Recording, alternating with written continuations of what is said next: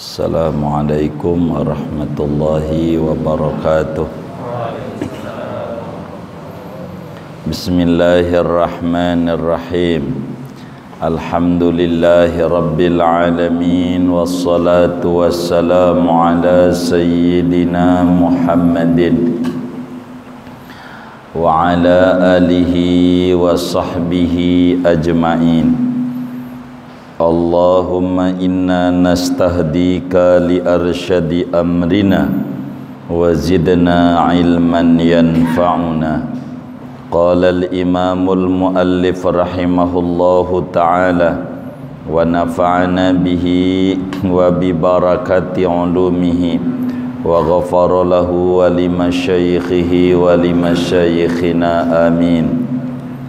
Fa idza kana yaumul qiyamati, betul ini bukan ya? Wa dzukira fil khabari.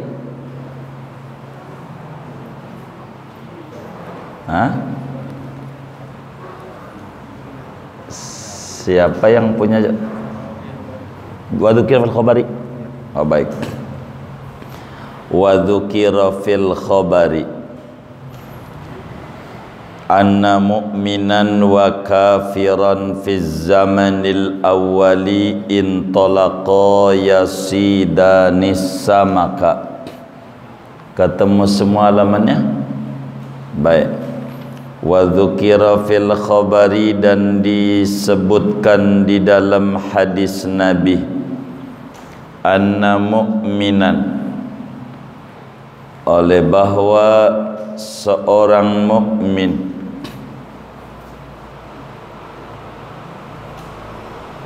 halaman berapa itu? Ada udah ketemu semua? 105. Baris pertama. Atau mungkin ada beda-beda itu halamannya. Oh beda-beda. Ini belum ketemu tuh, kasihan lihat-lihat. Jadi saya yang menerusinnya. Ada yang 105, ada yang ini Ustadz kita halaman berapa? 92. Ada yang 92. Baris ke-6. Baik.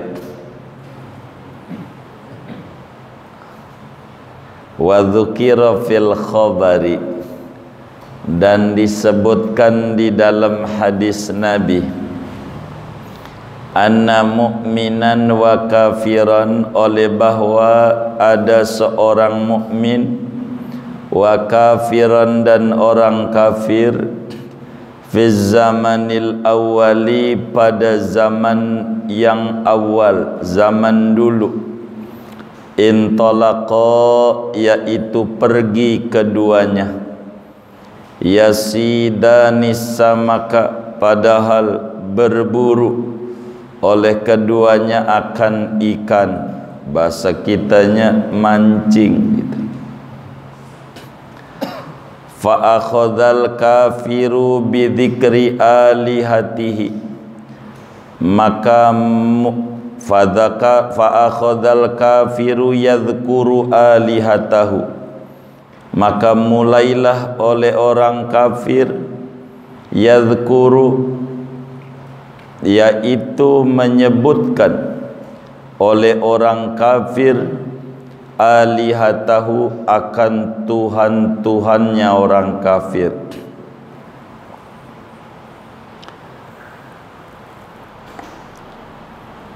Fatadaffaqa sabakatuhu, maka penuh oleh jalaknya orang kafir, hatta akhadha samakan kasiran, sehingga mengambil oleh orang kafir samakan kasiran, akan ikan yang banyak. Wa ja'alal mu'minu yadhkurullaha, dan mulailah oleh orang mukmin yadhkurullaha, yaitu berzikir oleh orang mukmin akan Allah. Fala yaji'u syai'un, maka tidak datang oleh sesuatu ikan pun. Summa asoba samakatan indal ghurubi, kemudian mendapatkan oleh orang mukmin akan ikan ketika terbenam matahari. Wattorobat, dan gerak-gerak oleh ikan, loncat-loncat oleh ikan. Fawaqa'at fil ma'i, maka jatuh oleh ikan itu pada air. Faraja'al mu'minu, maka pulang oleh orang mukmin. Walaysa ma'ahu syai'un, dan tidak ada bersama orang mukmin syai'un, oleh sesuatu ikan pun. Waraja'al kafiru, dan pulang oleh orang kafir. Wa qadim tala'at syabakatuhu, dan sungguh imtala'at penuh syabakatuhu oleh jalaknya, jaringnya orang kafir. Fa asifa malakul mu'minil muwakkalu bihi, maka bersedih oleh malaikatnya orang mukmin yang ditugasi dengannya. Falamma sa'ida ila samai, maka tatkala naik oleh malaikat itu ke langit. Arahullahu maskanal mu'mini fil jannati, maka memperlihatkan akan malaikat oleh Allah akan tempatnya orang mukmin di surga. Faqala, maka berkata oleh malaikat itu, wallahi ma yadurruhu ma asabahu ba'da an yasira ila hadha, demi Allah tidak membahayakan akan mukmin oleh sesuatu yang menimpa, oleh sesuatu akan mukmin sesudah bawa kembali oleh mukmin kepada ini tempat di surga. Wa arahu maskanal kafiri finnar, dan memperlihatkan oleh Allah akan malaikat akan tempatnya orang kafir di neraka. Faqala, maka berkata oleh malaikat, wallahi, demi Allah, ma yughni anhu ma asaba minad dunya, tidak mencukupkan daripada orang kafir oleh sesuatu yang mendapatkan oleh orang kafir daripada dunia. Ba'da an yasira ila hadha, sesudah bahwa kembali oleh orang kafir kepada ini tempat di neraka. Wa yuqalu wallahu a'lam bissawab. Segini, hadirin sekalian jamaah Nurul Anwar yang mulia, malam hari ini kajian kita masih berbicara pentingnya sabar dalam menghadapi cobaan hidup dan kesulitan hidup. Betapa muslim harus memiliki kesabaran yang tinggi, sebagaimana dijelaskan oleh Allah dalam surat Az-Zumar pada ayat ke-10. Allah Subhanahu wa ta'ala berfirman, innama yuwaffas sabiruna ajrahum bighairi hisab, sesungguhnya disempurnakan orang-orang yang sabar di dunia ganjaran pahalanya pada hari kiamat tanpa ada hitungan. di luar nalar nilai balasan orang yang sabar di dunia. Malam hari ini kita akan mengkaji satu cerita yang diterangkan dalam satu hadis daripada hadisnya Nabi besar Muhammad sallallahu alaihi wasallam, kisah kehidupan orang dulu. Kisah itu saudara sebagai jundun min junudillah. Jadi hikayatus sholihin, jundun min junudillah. Kisah-kisah kaum solihin tempo dulu itu merupakan bala tentaranya Allah yang menolong kita yang hidup di akhir zaman, untuk kita bisa mengambil ibrah, kita bisa mengambil pelajaran, kita bisa mengambil nasihat dari apa yang kita alami pada hari-hari kita di alam dunia ini. Kisahnya dijelaskan oleh Imam Abul Laits As-Samarqandi rahimahullahu ta'ala rahmatal abrar. Kata beliau, anna mu'minan wa kafiran fi zamanil awal. Dulu, di zaman dulu, kalau kata orang Kebon Nanas, zaman Ki Benen. Tahu Ki Benen? Jadi dulunya lagi. Itu namanya zaman Ki Benen namanya. Begitu. Dari zaman dulu kala ada dua orang, yang satu mukmin muslim, yang satu kafir.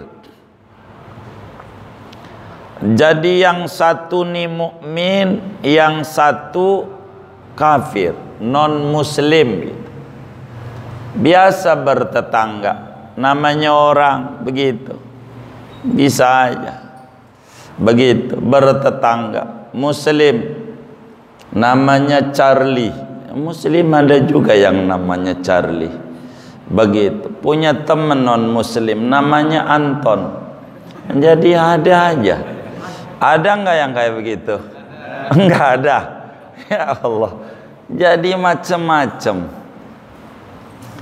Jadi ini si muslim bergaul sama si kafir non muslim zaman dulu. Hobinya sama masalahnya. Jadi hobi itu menghilangkan sekat-sekat agama.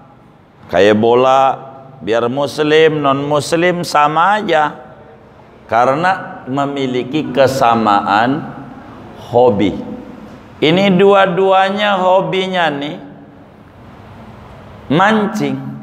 Jadi Charlie Anton mancing doyan banget itu orang. Begitu muslim ada non muslim, dua-dua hobinya mancing. Kalau zaman dulu disebutnya neger, saudara. Gitu. Bener nggak? Itu orang dulu neger. No.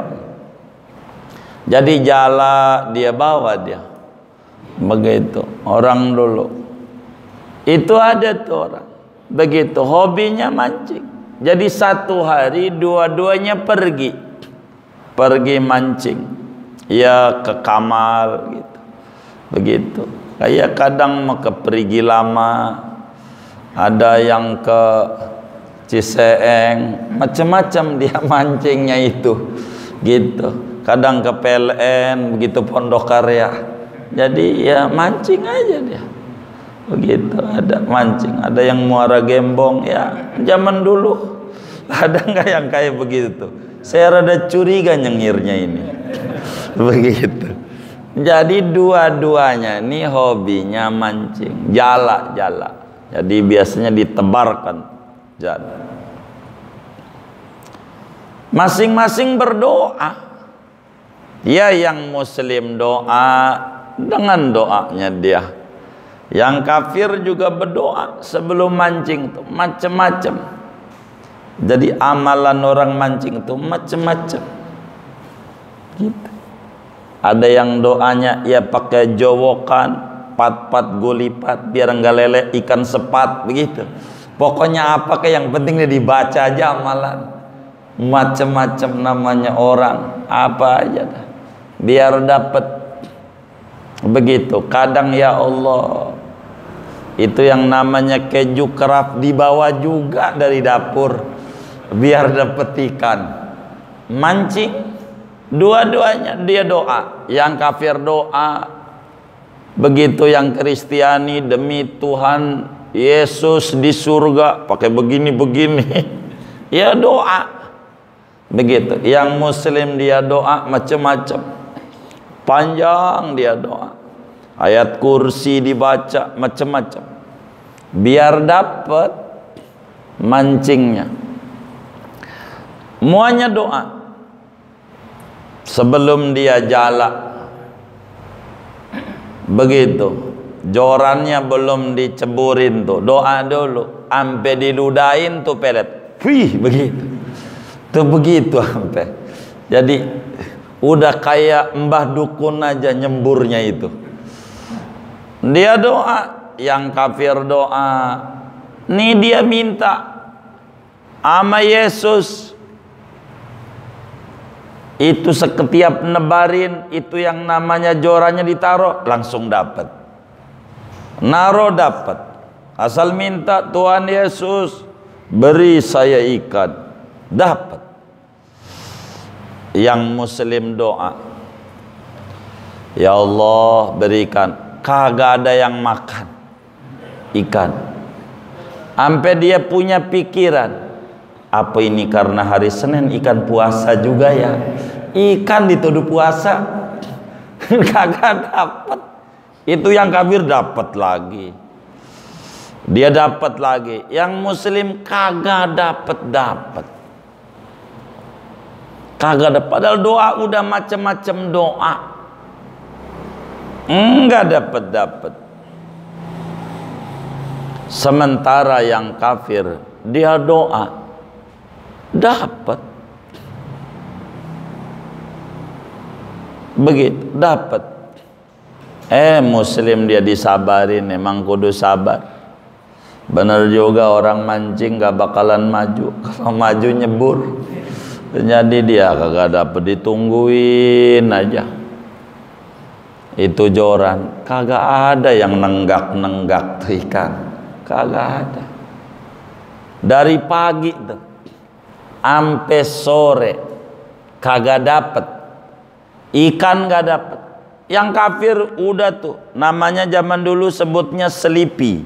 Itu tempat naruh ikan dari daun pandan begitu. Jadi airnya keluar. Jadi bumbungnya itu tempat naruh ikan. Yang Muslim belum dapat. Lah udah biasa, namanya orang akalnya banyak. Kalau pulang bisa diomelin bini, beli.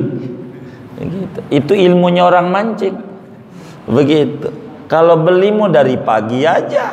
Ngapa sampai sore-sore dia panas-panasan? Kagak dapat, pergi aja pagi pasar Bayoran, udah beli tidur kan enak daripada jemur-jemuran nggak dapat juga. Begitu yang kayak begitu. Kadang yang hobi mancing tuh orangnya ngaji juga. Begitu yang kayak begitu. Jangan-jangan ada juga di masjid ini. Begitu. Ini sampai sore dia kagak dapet ikan, kagak dapet. Yang kafir penuh tempat ikannya, embernya deh penuh, dapat ikan macam-macam. Begitu, macam-macam dia dapat. Yang Muslim dari pagi sampai zuhur nggak dapat, sampai asar nggak dapat. Pas menjelang maghrib dapat ikan gabus, dapat ikan atuk. Dari pagi tuh sampai sore. Lah yang ini mau udah penuh. Dia udah pulang, ya udah sore dah gua udah pulang, udah sore. Dia belum dapat. Pas udah sore menjelang maghrib, tengah 6-an dapat. Baru dipegang tuh ikan, loncat. Begitu, baru dicabut tuh dari kailnya tuh matanya. Lepas lagi ikan. Waduh. Ya, taruh lagi. Sampai adzan maghrib nggak dapat, ya pulang. Maka si mukmin muslim pulang enggak dapat apa-apa. Sementara si kafir penuh, tempat ikannya, embernya penuh dengan ikan. Muslim enggak. Mulai tuh berpikiran, dia kan non muslim, dibagi rezeki.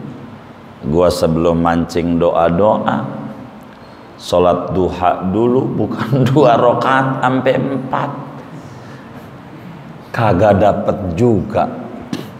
Ratib sampai lecek, bukan dibaca ditidurin. Begitu, kagak dapet juga. Sementara si kafir penuh.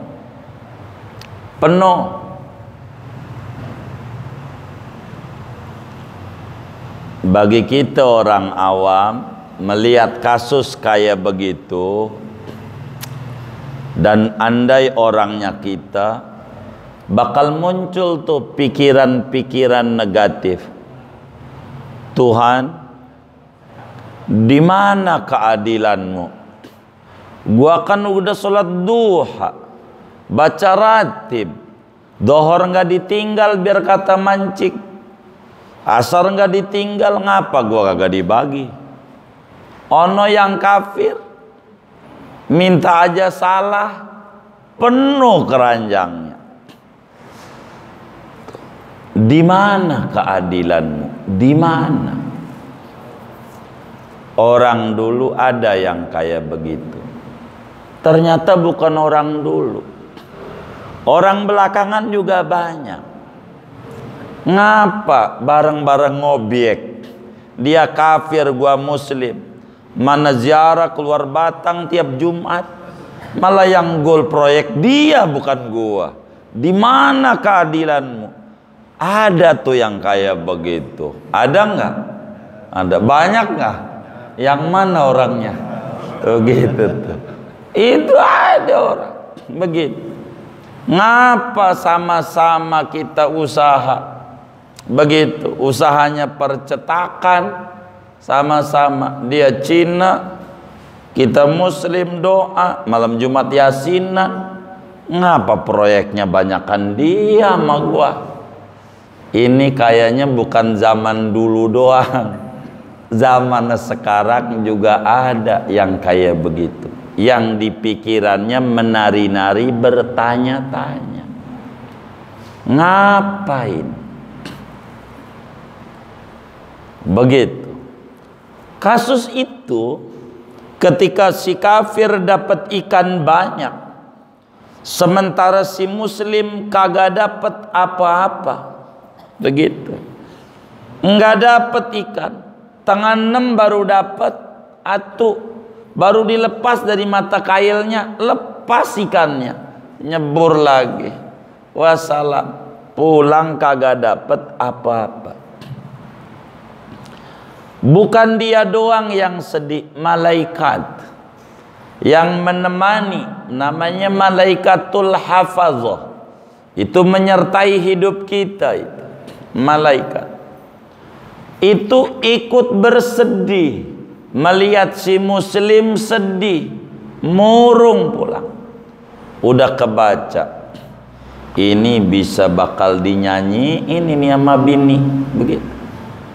Biar kata kita jagoan, kalau diomelin bini bisa merengket kita. Begitu. Kata dia, ini bagaimana? Malaikat juga sedih. Maka malaikat itu sore, yang dari pagi kan ada malaikat siang, ada malaikat malam, naik ke atas, naik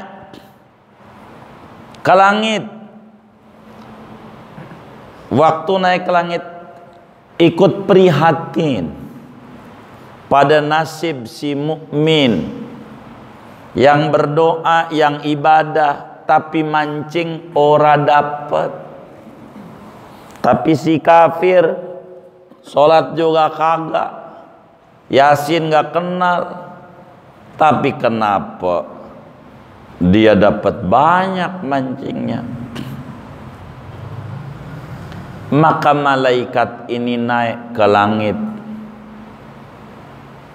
Allah kasih tahu sama dia tentang nasibnya si mukmin yang susah ini. Diperlihatkan surganya yang luar biasa mewah. Ama Allah nih nanti tuh orang tuh yang susah tuh, nih surganya. Surganya diperlihatkan nama malaikat yang bakal menjadi balasan dia hidup dalam kesengsaraan. Hidup dalam kesengsaraan, surganya dilihatin nama Allah. No, bakal tempatnya dia di akhirat nih. Maka tuh malaikat langsung bilang, nyengir malaikat. Kata malaikat, wallahi ma yadurruhu ma asabahu ba'da an yasira ila hadha. Kata malaikat, demi Allah, kepusingan dia di dunia, mancing ora dapat terus, usaha enggak dapat terus, dia enggak bakal bahaya, enggak bakalan sedih, enggak bakalan merugikan, enggak bakalan musingin kalau sudah dia menempati tempat itu di surga. Dibanding kesusahan yang dia dapetin di dunia, usaha mancing kagak dapat, nanti di akhirat bakal nyengir-nyengir dan bakal berkata ketika Allah tanya, hai mukmin, apakah Anda di dunia ngalamin susah? Lupa dia dengan kesenangan yang luar biasa, dia lupa. Kata dia, ana nggak pernah ngalamin susah di dunia. Padahal dari dulu usaha kagak dapat, susah mulu. Waktu dia mati, masuk pada surga yang luar biasa, dia bakal ketika ditanya sama Allah, mukmin, bagaimana kau ngalamin penderitaan nggak di dunia? Dia bilang, ma yadurruni syai'un qat, saya nggak ngalamin susah apa-apa. Tuh. Ketika sudah mendapatkan hadiah besar yang Allah nyatakan dalam surat Az-Zumar ayat 10, innama yuwaffas sabiruna ajrahum bighairi hisab. Orang-orang yang sabar di dunia diberi balasan maksimal oleh Allah di luar nalar. Dia berkata, saya enggak pernah ngalamin susah. Padahal dulu di dunia bertahun-tahun hidup di gang kecil, ngontrak, susah, ibadah enggak tinggal. Tapi ketika di akhirat, dia kata, saya enggak pernah ngalamin susah seumur-umur di akhirat. Namun ketika Allah subhanahu wa ta'ala memperlihatkan tuh si kafir yang bergelimangan harta, usaha dapat mulu, bikin proyek ini gol, bikin bisnis ini meledak, bikin bisnis itu meleduk, udah kayak kompor, duitnya banyak. Tapi ketika dilihat tempatnya di akhirat, di neraka, malaikat akan berkata, wallahi ma yughni anhu ma asaba minad dunya ba'da an yasira ila hadza. Kata malaikat, demi Allah, tidak bakal mencukupkan, enggak bakal merasa gembira dengan dunia yang bergelimpangan yang dia dapat ketika dia nanti bakal masuk di neraka, di azabnya Allah. Sehingga waktu di akhirat dia diazab oleh Allah, ditanya oleh Allah, "Hai kafir, apakah kau ngalamin senang?" Dia jawab, "Saya enggak pernah seumur-umur ngalamin senang." Begitu saudara. Maka pelajaran ini kurang lebih tuh makna yang kita ambil dari apa yang kita baca segitu. Tapi maksudnya begini, kita jangan bertanya-tanya, kenapa gua muslim, gua sholat duha, gua tahajud, gua baca zikir, baca solawat, bahkan solawat nariyah 4444 dikerjakan, tapi ngapa gua susah? Ono depan rumah, iman nama Allah juga kagak, solat boro-boro, wong sadat aja kagak, sunat kagak, tapi ngapa rumahnya gede? Ini kita nggak boleh bertanya begitu. Di mana keadilan Allah? Jangan tanya, saudara. Kita harus pahami bahwa dunia darul bala, dunia darul imtihan, dunia bukan darul jaza, dunia bukan darul ihsan. Dunia ini negeri cobaan, dunia ini negeri ujian, diuji. Yang namanya ujian enggak ada yang enak. Orang mukmin enggak enak, emang negeri ujian. Jangan mempertanyakan Tuhan, kenapa gua udah ibadah kok kagak diberi-beri sampai sekarang? Jangan tanyakan begitu. Dia harus menyadari apa yang disabdakan oleh Habibuna Muhammad sallallahu alaihi wa alihi wasallam, ad-dunya sijnul mu'min wa jannatul kafir. Dunia itu adalah penjara bagi orang mukmin dan surga firdaus bagi orang kafir. Bagi orang mukmin, dunia ini bak penjara. Di penjara tuh dikasih makan, tapi juga banyak digebukin. Nggak enak. Enakan nanti kalau udah keluar, udah bebas, itu enak. Nah, mukmin itu di dunia ini kayak penjara. Nanti kalau udah keluar dari dunia bebas, dia bahagia, seneng.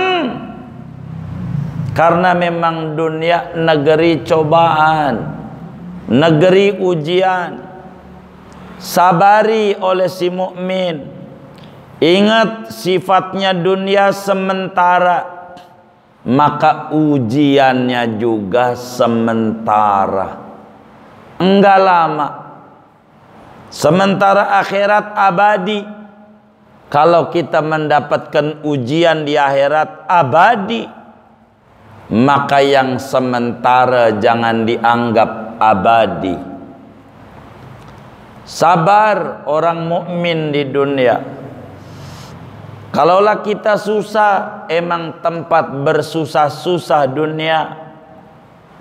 Begitu. Andai kita ibadah, dapat kesenangan, ingat, itu bukan balasan dari wirid kita, Kita baca ratib, usaha kita maju. Kita baca sholawat, usaha kita maju. Ini bukan balasan, bonus, reward.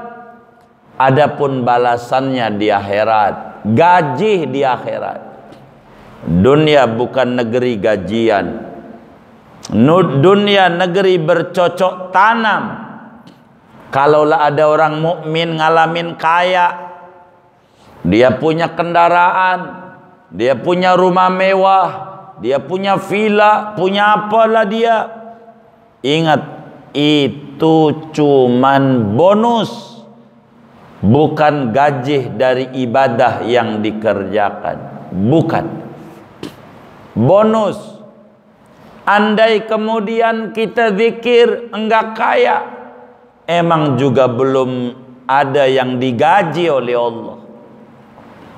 Semuanya cuman bonus di dunia orang mukmin. Maka ketika Al-Imam Ibnu Hajar Al-Asqalani, ulama besar Mesir di zamannya, yang mensyarahi daripada Fathul Bari namanya, mensyarahi Sahihul Bukhari dengan nama Fathul Bari. Fathul Bari. Maka ketika ditanya oleh orang kafir di Mesir, Ibnu Hajar Al-Asqalani, makamnya sebelum makam Imam Syafi'i arah kanan, lebih dekat dengan makam daripada Lais bin Sa'ad, makam sahabat Uqbah bin Amir Al-Juhani. Makamnya dulu jelek, sekarang alhamdulillah makamnya udah bagus, megah. Moga kita semua dikasih rezeki luas, bisa ziarah ke bumi Mesir. Lebih dari 10.000 sahabat Rasulullah dimakamkan di Mesir. Di Banha 4.000 provinsinya itu, 4.000 sahabat Nabi. Ibnu Hajar Al-Asqalani, saudara, didatangi oleh seorang kafir. Dia nanya, wahai imam, saya mau bertanya. Kata Imam Ibnu Hajar, Anda mau nanya apa?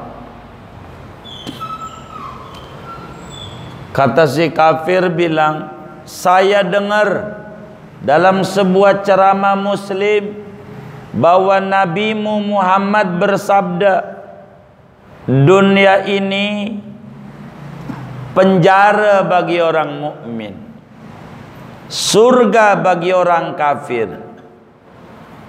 Saya mau tanya imam, dia lewat di pasar Mesir, naik kuda cakep, bahasa kita orang naik Mercy, lewat di pasar, pasar Bayoran kalau kita orang, lewat tuh di pasar, naik Mercy, di stop oleh tukang kuli panggul di pasar yang kafir.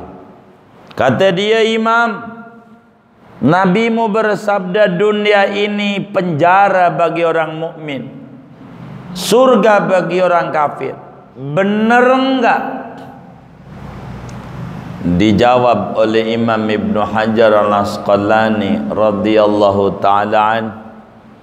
Kata beliau, benar, Nabi kami bersabda demikian, dan itu adalah sabdanya, dan Nabi kami tidak pernah bohong seumur hidupnya.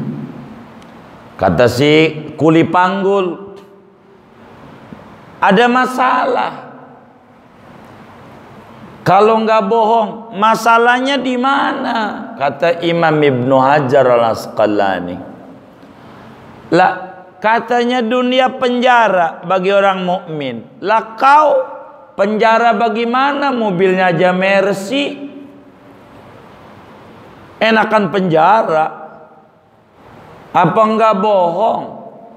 Sementara saya kuli panggul minyak, surganya di mana? Surganya saya kere kayak begini, kok surga? Hadis ini pula banyak daripada kaum muslimin menganggap ini hadis palsu karena tidak mengerti cara memahami hadisnya Rasulullah sallallahu alaihi wasallam. Kisah ini diangkat ulang oleh Syekh Nawawi Al-Bantani di dalam kitab beliau Fathul Majid, di dalam mensyarahi kitab Durrul Farid karya gurunya Sayyid Ahmad bin Abdurrahman An-Nakhrawi Al-Misri, ulama Mesir. Saudara, kemudian berhenti, turun dari kudanya, bahasa kita orang keluar dari mobilnya. Beliau bilang, anak muda begini, kami nih biar kata mobil kami Mercy, kuda kami cakep, ini kami masih di penjara, masih nggak enak dibanding nanti di akhirat yang disiapkan oleh Allah buat kami, nggak ada bandingannya dengan kemewahan yang ada, nggak ada apa-apanya. Bak makan di penjara, di luar penjara macam-macam, lebih nikmat lagi. Begitu. Anda biar kata kere kuli panggul minyak masih enak, Anda bisa tidur ngorok ngiler, masih nikmat. Ini biar ente kayak begini badannya kotor banyak minyak, masih surga. Dibanding nanti di akhirat itu isinya lebih parah siksaannya dibanding yang Anda rasakan sekarang. Jadi apa yang Anda alami wahai non muslim, andai kau kerjaannya kuli ngangon babi, ngasih makan babi, masih surga. Kalau kami biar kata kaya nih, punya kendaraan, punya kuda bagus, ini penjara. Karena nanti yang disediakan jauh lebih nikmat.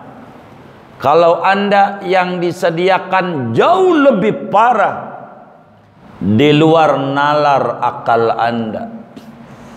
Ketika dijelaskan itu, si kafir tukang kuli panggul, fa aslamal kafir, masuk Islam, bersyahadat, jadi orang kafir. Jangankan yang kaya, yang miskin masih surga dunia. Orang muslim, jangankan yang kaya, yang miskin masih sama-sama di penjara. Nanti bakalan nikmat di akhirat. Ini malaikat ketika melihat si muslim doa, usaha enggak dapat-dapat, dia bersedih, berduka, prihatin. Tapi ketika Allah lihatkan nikmat yang Allah sediakan nanti di akhirat bagi si mukmin yang usaha enggak dapat ini, malaikat bilang, demi Allah sengsara sebentar demi senang yang abadi. Begitu.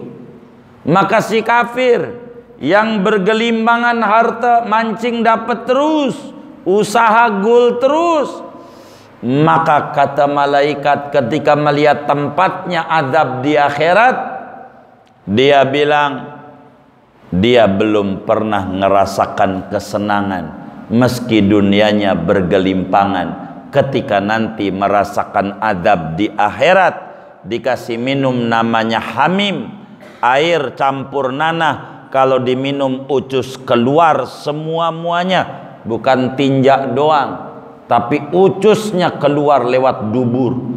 Itu di akhirat. Maka bagi kita orang muslim, kalaulah sekarang kita miskin, susah, enggak usah takut.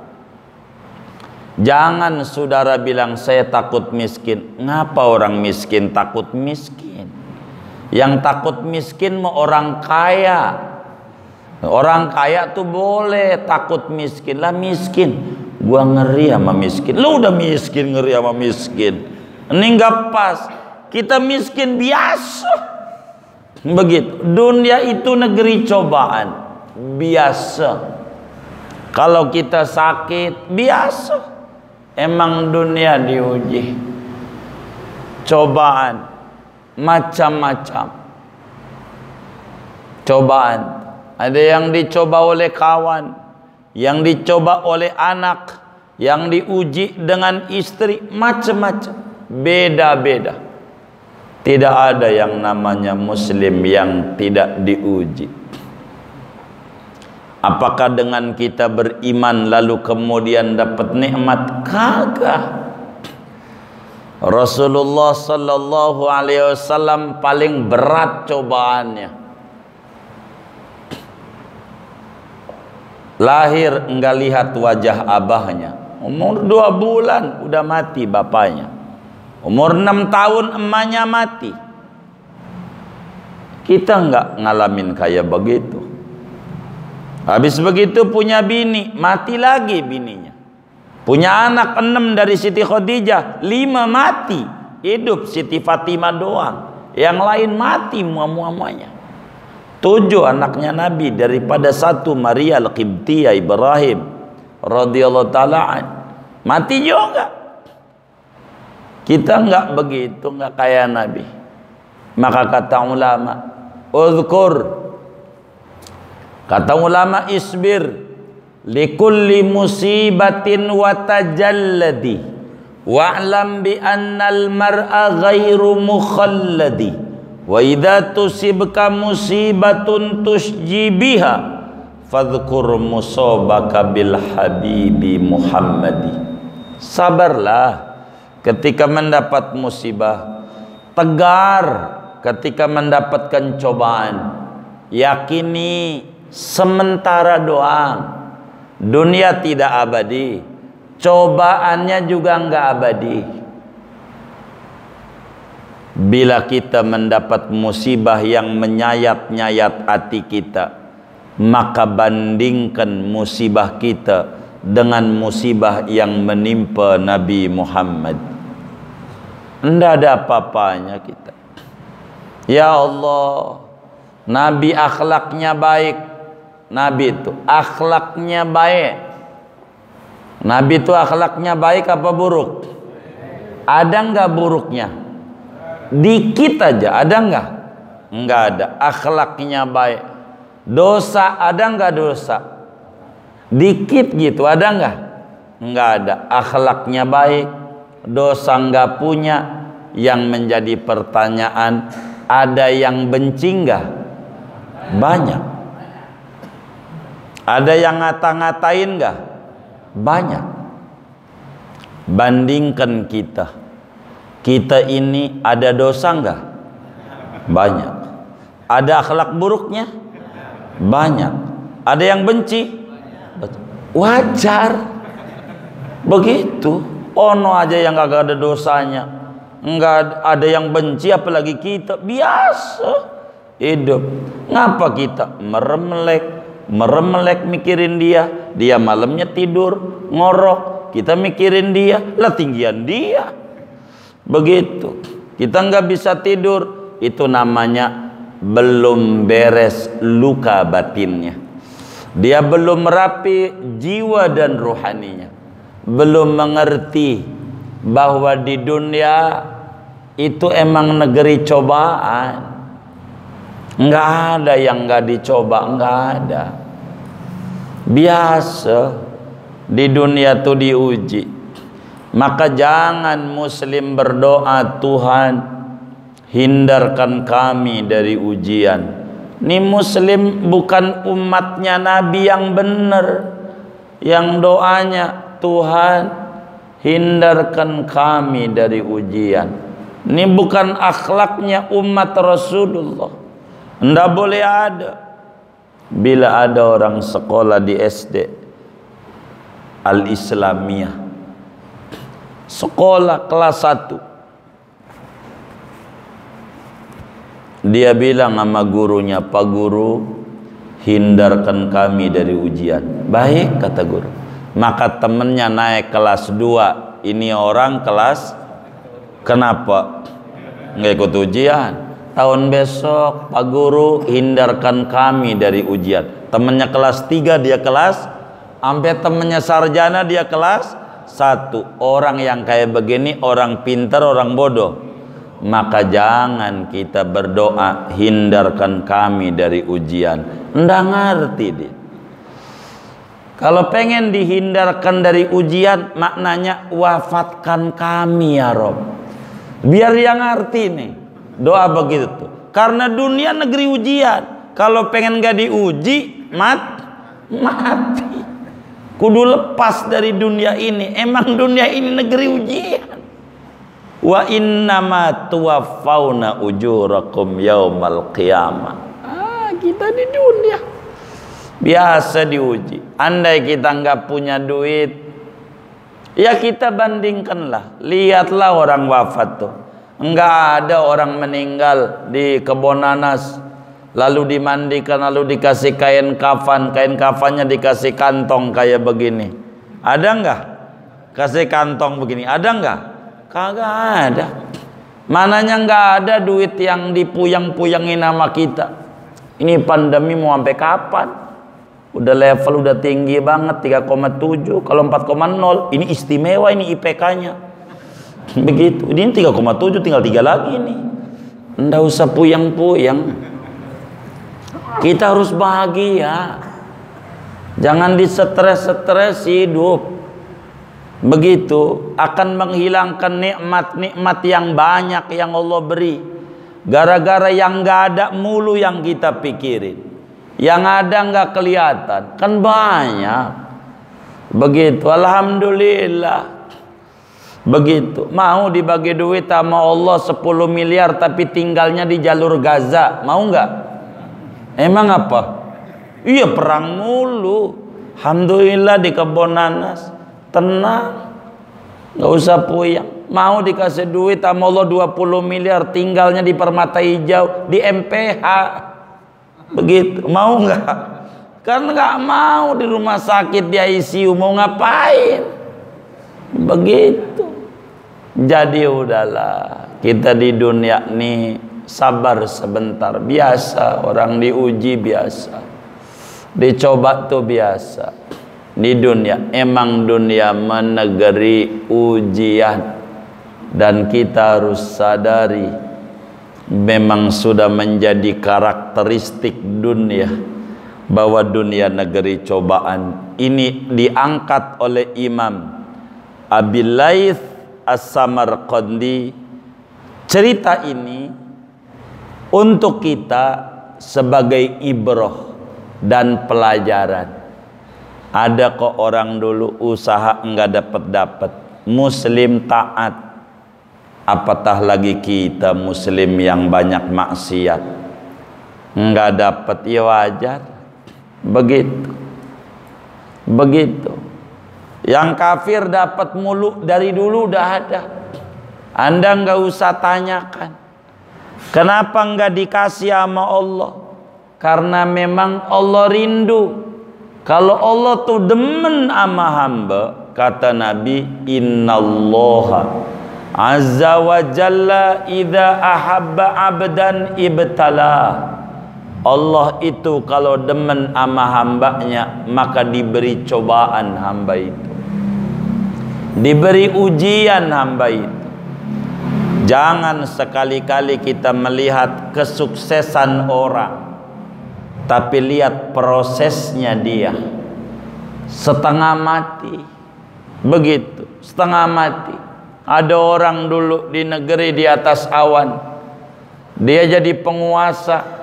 Itu dulunya puyeng, masuk gorong-gorong, got masuk dulunya. Begitu, jadi biasa. Hidup ini susah tuh biasa. Enggak usah dipuyang-puyangin. Puyang-puyangin juga sampai sekarang nih, bagaimana ini ya?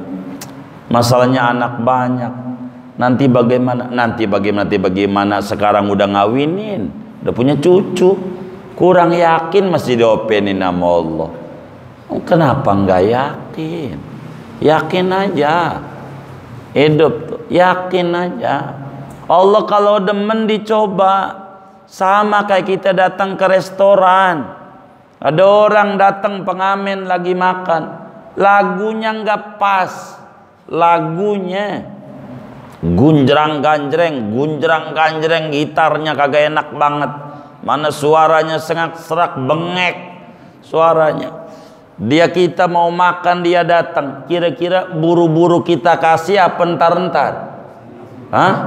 Buru-buru apa entar-entar? Kenapa buru-buru? Hah? Enggak enak nih, musingin, pergi begitu. Tapi di sejam berikutnya ada orang datang metik gitarnya cakep, begitu pakai gitar tua lagi, begitu lagunya yang kita demenin lagu Roma, mana suaranya pas lagi, dia nyanyi, buru-buru dikasih apa entar-entar? Kenapa entar-entar? Hah? Enak. Allah begitu. Kenapa kita baca ratib tiap malam belum dikasih juga? Enak kata Allah. Enak kata Allah. Ini suaranya merdu. Saya pengen lebih kencang lagi dia merintih kepada saya. Tapi kalau orang kafir minta sama Allah, Jibril kasih buru-buru, saya pusing dengar suaranya. Kasih. Itulah orang kafir dikasih. Apartemen dia punya, rumah mewah dia punya, yang kayak begitu apa aja dia punya. Puyeng denger suaranya gitu, suaranya. Di dunia begitu, dunia ini tempat cobaan. Jadi kalau kita ngalamin puyeng di dunia, kita harus mengucapkan alhamdulillah ala kulli hal. Alhamdulillah ala kulli hal. Dagang kita rugi, alhamdulillah ala kulli hal. Ngalamin seneng, alhamdulillah ala kulli ni'mah. Begitu. Istri kita nurut, alhamdulillah ala kulli ni'mah. Istri kita bawel ngomel mulu, alhamdulillah ala kulli hal. Itulah muslim. Begitu, enggak apa-apa. Enggak usah kayak orang-orang. Itu bininya ngomel mulu, diceburin ke sumur. Kan kejam. Enggak lama dia sadar, capek. Sian juga bini gua ceburin di sumur. Diangkat dari sumur, yang keluar jin. Makasih. Di dalam ada perempuan ngomel mulu. Jin aja puyeng. Jin. Itu begitu. Sabar. Sabar. Alhamdulillah ala kulli hal. Sebab apa? Emang Allah menguji kita. Menguji kita dengan macam-macam. Maka dunia tempat kesabaran. Sabarlah sebentar. Tengok dengan mata kita sebelah kanan sebelah kiri, banyak kok yang lebih susah dari kita. Coba main ke daerah, ke perkampungan. Saya kalau bikin acara-acara tuh di kampung, buat apa? Ngasih pelajaran. Rumahnya reot, dari gibi, dari bilik, dari bata aja enggak kebeli, reot, borok kasur empuk, AC, kipas angin enggak kebeli. Begitu. Punyanya cuman dari bambu aja bekas. Apa kipasnya bekas sate mau Idul Adha. Itu AC-nya. Rumah kayak begitu, kontrakan enggak punya. Tenang, tahajud keburu. Tahajud, duha keburu. Laki kita yang rumahnya gedong, mentereng, AC, kasur empuk, ngorok mulu malamnya. Kan sama seharinya 24 jam juga sama dia. Begitu sama, seneng-senengan kita. Tapi kenapa kita nggak bisa bersyukur? Ini kondisi hati yang bermasalah. Oleh karena itu sabar sebentar demi kenikmatan yang luar biasa di akhirat. Maka bab ini pentingnya jadi muslim memiliki sifat sabar dalam menghadapi cobaan hidup dan kesulitan hidup sebentar di dunia. Insyaallah alaisa subhu biqarib, fajar kebahagiaan akan menyingsing. Enggak mungkin selamanya malam terus, subuh akan datang. Enggak mungkin selamanya kita susah terus. Yakin kebahagiaan demi kebahagiaan kepada kita semua Allah bakal berikan di dunia dan di akhirat. Amin ya rabbal alamin. Segini aja, nggak usah banyak-banyak ngaji kita. Ada yang ditanya mungkin dari materi ini atau di luarnya, sebelum doa dipersilahkan. Wallahu a'lam.